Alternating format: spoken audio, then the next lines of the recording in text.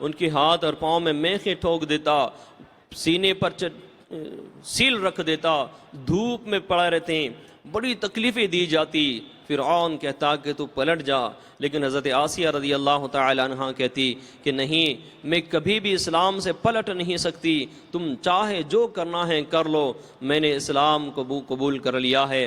وہ نیکی کی دعوت کے کام میں وہ اس اسلام پر ثابت قدم رہی، اور الحمدللہ رب العالمین ایک وقت وہ آیا، دو چیزیں ملتی ہے کہ ایک تو آپ رضی اللہ تعالی عنہ کو شہید کر دیا گیا، اور بعض روایات میں ہے کہ آپ رضی اللہ تعالی عنہ مع جسم آسمان پر اٹھا لی گئی۔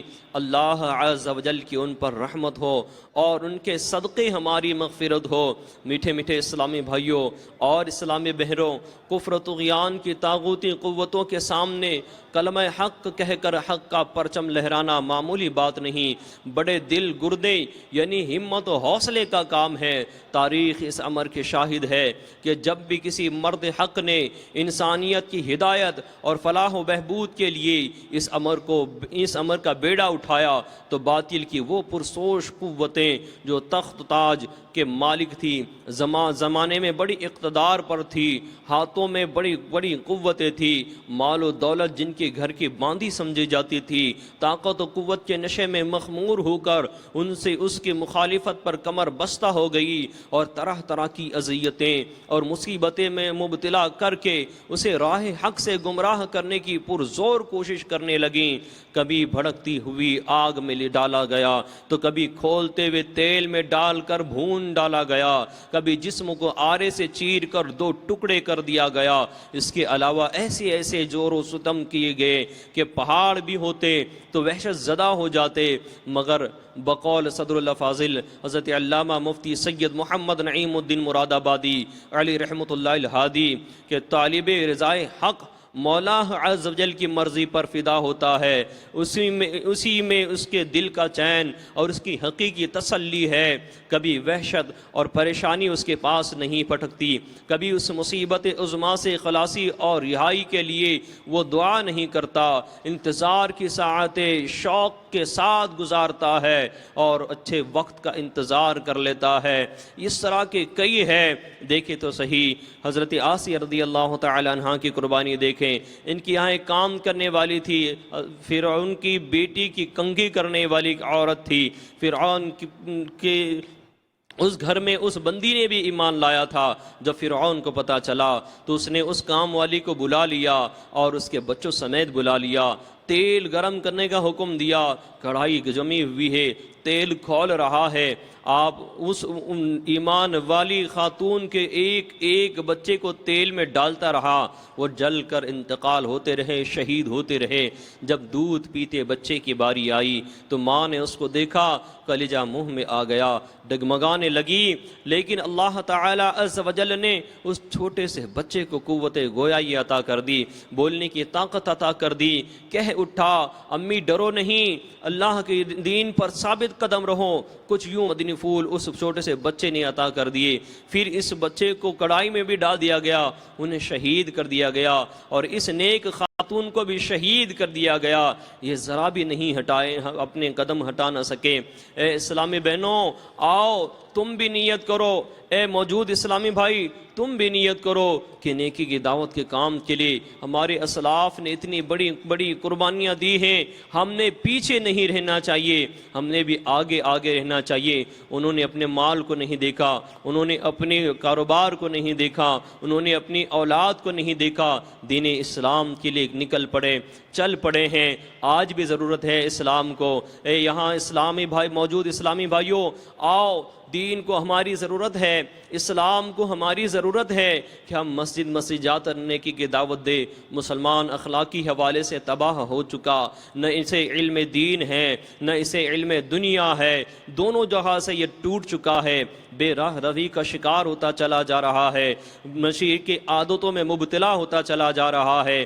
ہماری کتنی ایسی اسلامی بہنیں ہیں جن کی اولاد ہونے کے باوجود بھی وہ بانجھ جیسی زندگی گزار رہی ہے، کتنی ایسی اسلامی بہنیں ہیں جن کی شادیاں تو ہو چکی لیکن وہ بیوہ جیسی زندگی گزار رہی ہے، کتنے ایسے چھوٹے چھوٹے بچے ہیں جن کے باپ زندہ ہے مگر وہ یتیموں والی زندگی گزار رہے ہیں؟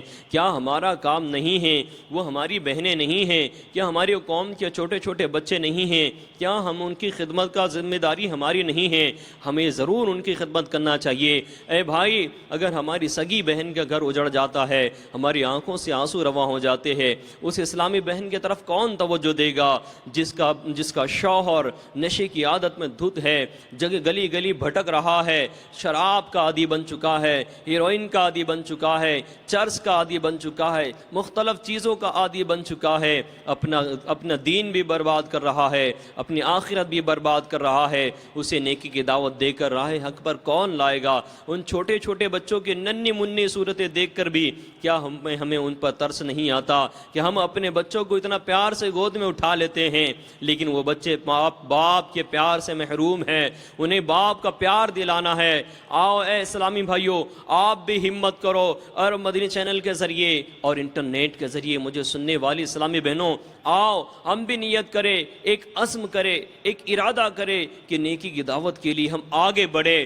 نیکی کی دعوت کے لیے آگے بڑھیں، برائی سے منع کرنے کے لیے ہم آگے بڑھیں، ان یتیموں جیسے بچوں کو ان کے باپ کی دلا دیں، ان بیوہ جیسی زندگی گزارنے والی اسلامی بہنوں کو ان کے شوہر دلا دیں، ان بے بسی کی زندگی گزارنے والوں کو بہتری کی طرف لے آئے۔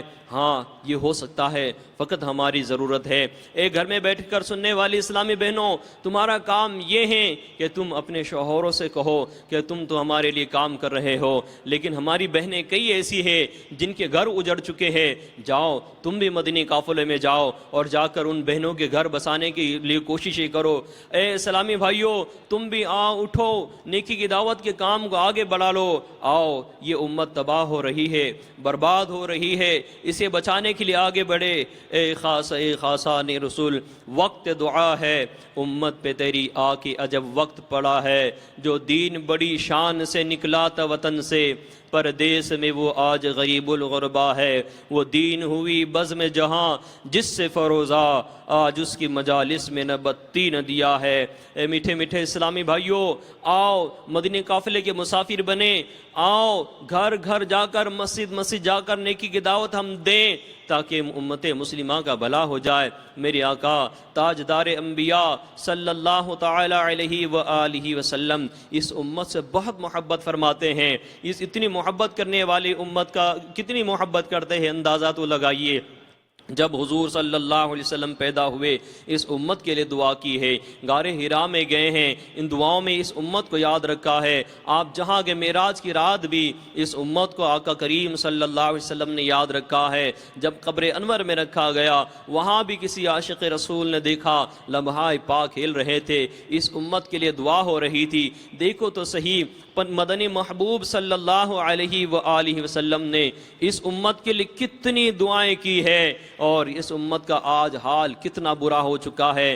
آج اس کی خدمت کی حاجت ہے۔ اے میرے نوجوانوں، اٹھو، اپنے اندر ولولہ پیدا کرو، ہمت پیدا کرو۔ اپنے لیے جینا کیا جینا ہے، امت مسلمہ کے لیے جی لو۔ اے جوانوں، آ جاؤ، اٹھو، ایک عزم کرو، ایک ارادہ کرو کہ میں جوان ہوں آقا، میں اپنی جوانی آپ کی امت کے لیے پیش کرتا ہوں، میں اپنی جوانی آپ کی امت کے لیے دیتا ہوں، یا رسول اللہ قبول فرما لے۔ یاد رکھو میرے میٹھے اسلامی بھائیوں، میرا عشق کہتا ہے کہ اگر ہم نے آج یہ جوانی رسول اللہ صلی اللہ علیہ وسلم کے دین کے لیے پیش کر دی، اسلام کے لیے پیش کر دی، اور حضور نے قبول فرما لی، تو ہماری قسمت کی معراج ہوگی۔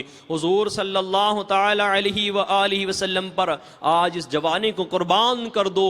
کیا عجب کہ نبی پاک صلی اللہ علیہ وسلم ہمیں جنت کی جوانی عطا کر دے۔ آؤ ارادے کر لو، آگے بڑھو، پیچھے نہیں ہٹو، آگے بڑھو نیکی کی دعوت کے لیے۔ آؤ آؤ، آج تمہیں امت مسلمہ پکار رہی ہے۔ اے میرے میٹھے اسلامی بھائیوں، دعوت اسلامی کے شانہ بشانہ ہم نیکی کی دعوت کا کام کریں۔ الحمدللہ میرے مرشد شیخ طریقت، آفتاب قادریت، مہتاب رضویت، عامل قرآن و سنت